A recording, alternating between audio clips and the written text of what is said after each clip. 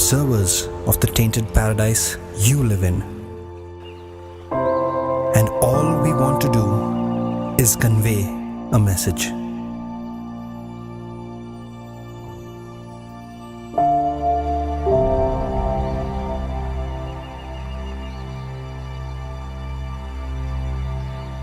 We have listened to your colorful shrieks,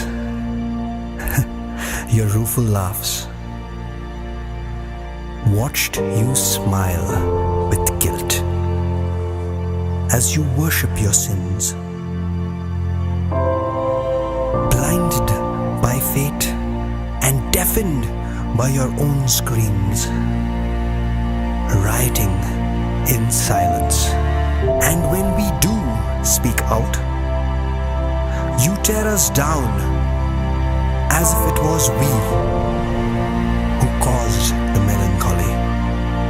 But we are like little birds who understand that